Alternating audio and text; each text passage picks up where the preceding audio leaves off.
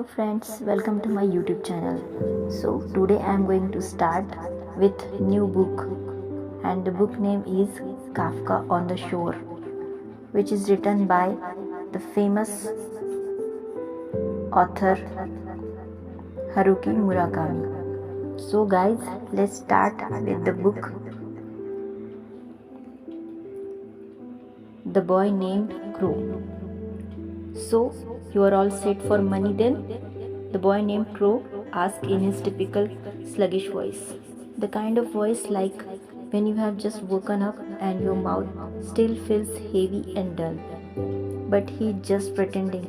He's totally awake, as always. I nod. How much? I review the numbers in my head. Close to 3,500 in cash, plus some money I can get from an ATM.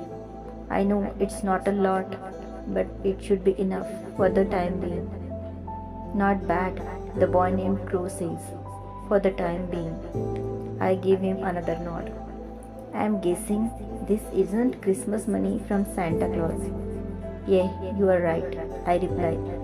Crow smirks and looks around. I imagine you have just started by riffling drawers. Am I right?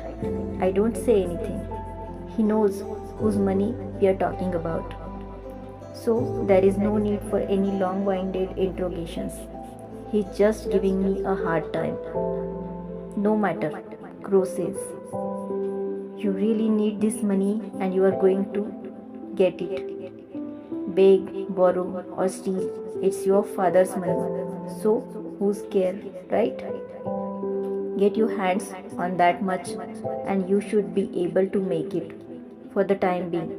But what's the plan after it's all gone? Money isn't like mushrooms in a forest. It doesn't just pop up on its own.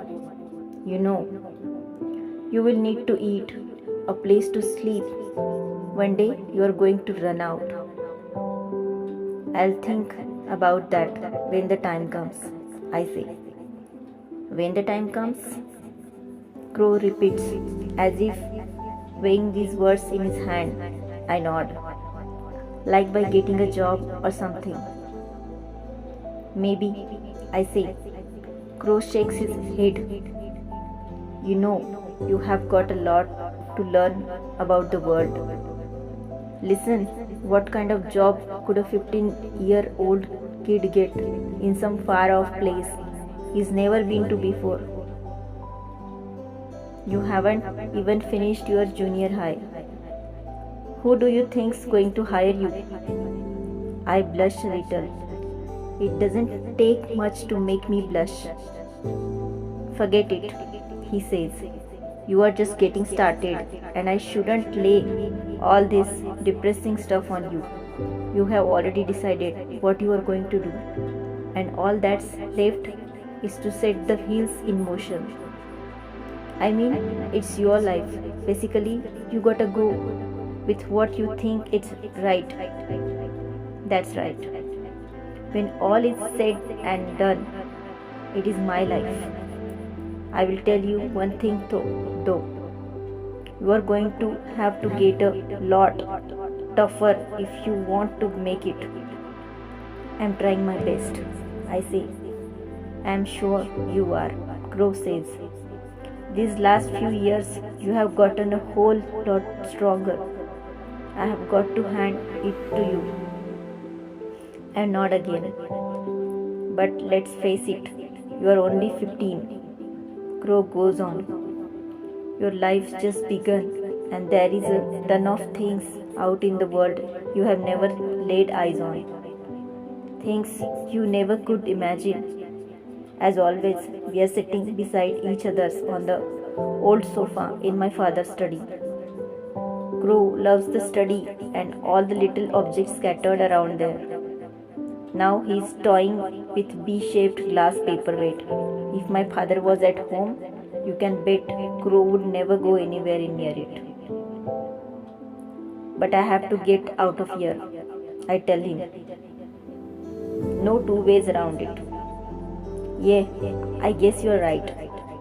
He places the paperweight back on the table and links his hand behind his head. Not that running away is going to solve everything.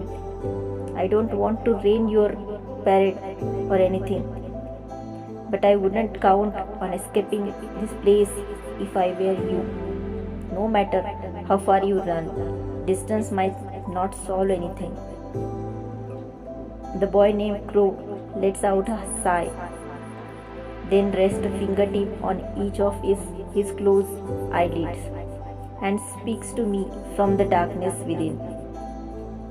How about we play our game? He says. I do what he says, get everything else out of my head. I forget who am I.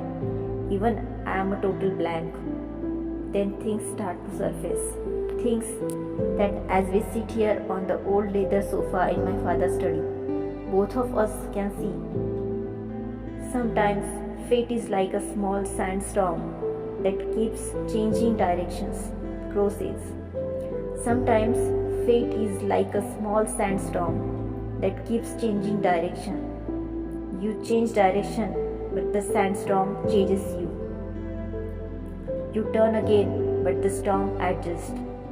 Over and over you play this out like some ominous dance with death just before dawn. Why? Because the storm isn't something that blew in from far away, something that has nothing to do with you. This storm is you, something inside of you. So all you can do is give into it. Step right aside, inside the storm, closing your eyes and plugging your ears so the sand doesn't get in, and walk through it step by step. There is no sun, there is no moon, no direction, no sense of time, just fine white sand swirling up into the sky like pulverized bones. That's the kind of sandstorm you need to imagine. And that's exactly what I do. I imagine a white funnel stretching up vertically like a thick rope. My eyes are closed tight, hands cupped over my ears, so those fine grains of sands can't blow inside me. The sandstorm draws steadily closer. I can feel the air pressing on my skin. I really is going to swallow me up. The boy called Crow softly rests hands on my shoulder, and with that the storm vanishes. From now on, no matter what you have got to be the world's toughest 15-year-old. That's the only way you are going to survive. And in order to do that, you have got to figure out what it means to be tough. You following me? I keep my eyes closed and don't reply. I just want to sink off into sleep like this. His hands on my shoulder. I hear the faint flutter of swing. You are going to be the world's toughest 15-year-old, Crow whispers as tried to fall asleep. Like he was carving the words in a deep blue tattoo on my heart. And you really will have to make it through that violent, metaphysical, symbolic storm. No matter how metaphysical or symbolic it might be. Make no mistake about it. It will cut through flesh like 1,000 razor blades. People will bleed there, and you will bleed too. Hot red blood. You will catch that blood in your hands, your own blood and the blood of others. And once the storm is over, you won't remember how made it through, how you managed to survive. You won't even be sure, in fact, whether the storm is really over. But one thing is certain, when you come out of the storm, you won't be the same person you walked in. That's what this storm's all about. On my 15th birthday, I will run away from home, journey to a far off town, and live in a corner of a small library. It would take a week to go into the whole thing, all the details, so I will just give the main point. On my 15th birthday, I will run away from home, journey far off town, and live in a corner of a small library. It sounds a little like a fairy tale, but it's no fairy tale. Believe me, no matter what sort of spin you put on it.